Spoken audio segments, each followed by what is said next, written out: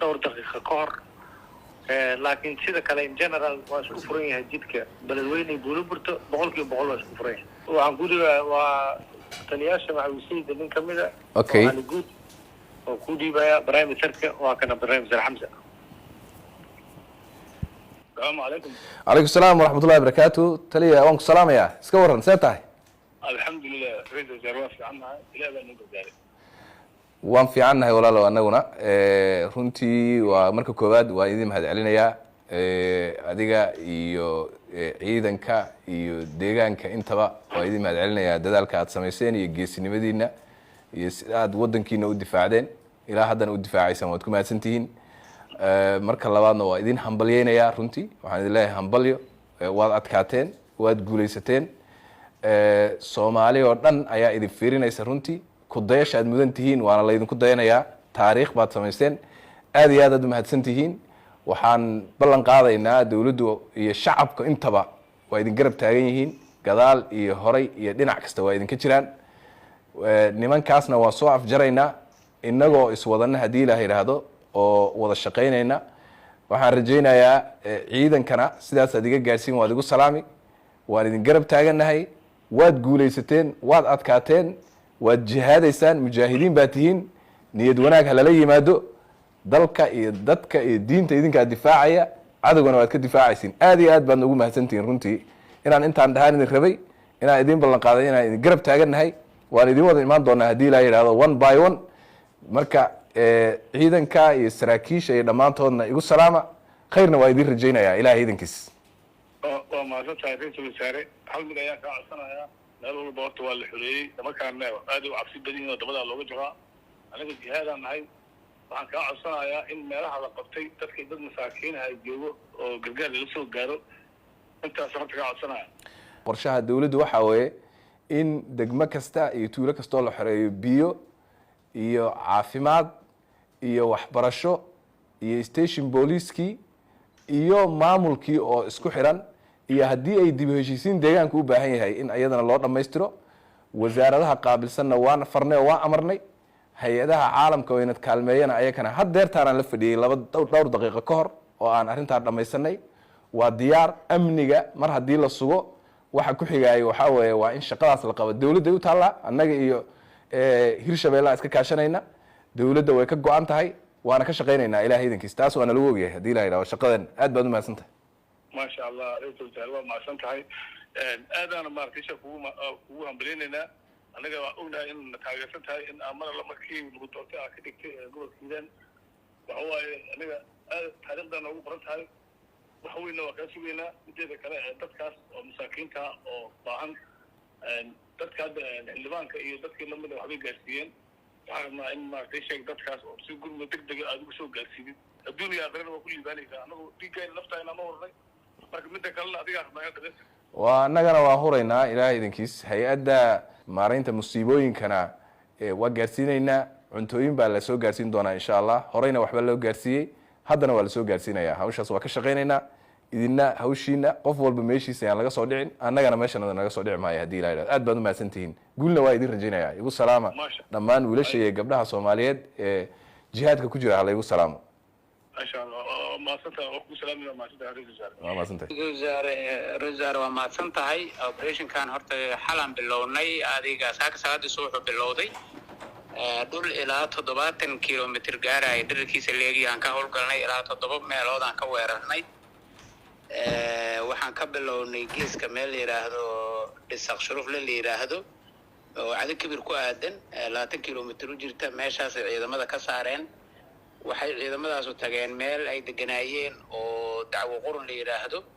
oo ahayd meel hawda oo beegaga ay ugu xiraayeen oo ciidamadooda ay deganaayeen ayaad u deganaayeen meeshaasna waa ka saarnay kadibna ciidamo kale oo baxda toos uga baxay ayaa waxay tageen deegaan la yiraahdo Dhuumoodle oo ah meel gudaha weyn oo buur hoosteeda oo ayadana ay ku gamban jireen qalabka isgaarsiinta oo dhulkaan oo dhan ay isticmaali jireen oo ugu yaalay iyadana waa ka carar waa gartay haddana waxaan rabnaa insha Allah taala markii hadda maaragtay hawlahan aan dhamaysanay inaan qayb meel yiraahdo oo maxkamadda ugu weyn oo labadan gobol dadka ay maaragtay ku xukumi jireen ah inaan wajahno hadii Ilaahay yiraahdo السلام عليكم ورحمة الله وبركاته. calaykum salaam guddoomiye waan ku salaamay iska waran see tahay aad iyo aad alxamdulilah waan kaa qaaday aad baan u fiicannaa ra-iisul wasaare boqolkiiba boqol alxamdulilah. degmo baxdo la yidhaahdo oo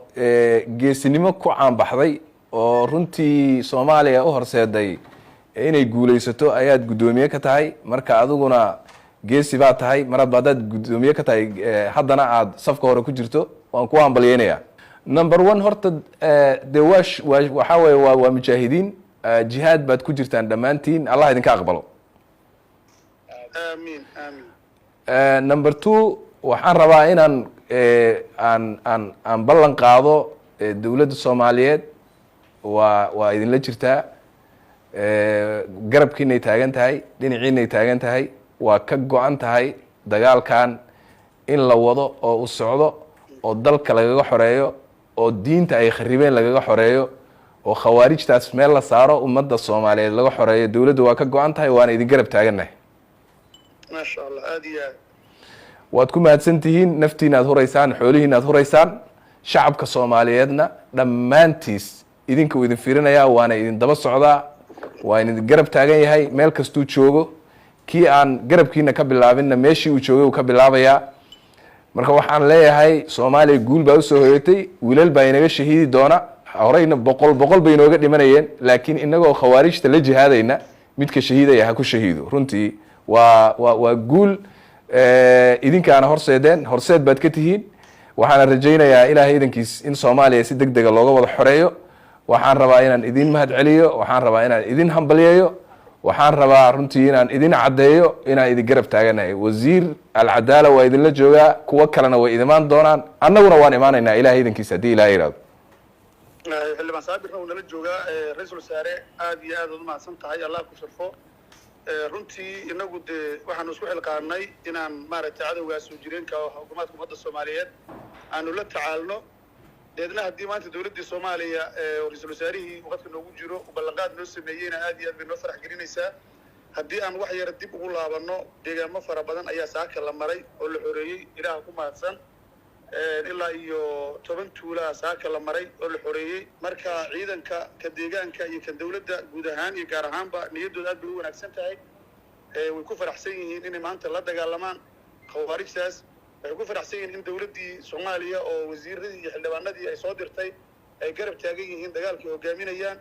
marka insha allah moraalka iyo ummaddu aad iyo aad bay u wanaagsan tahay xildhibaan saabir ra-iisul wasaare waa mahadsan tahay waa kaaga mahad celinaynaa dhiirigelinta iyo taageerada iyo waxaan ku idhaahdaa shaqada adagoo dowladdu ay halkaan runtiida ka wado annaguna haddii ilaahayd waan gelin iyo waxaan maaragtay la daba joognaa wixii kaleeto tabarteen ah oo aan ka caawin karno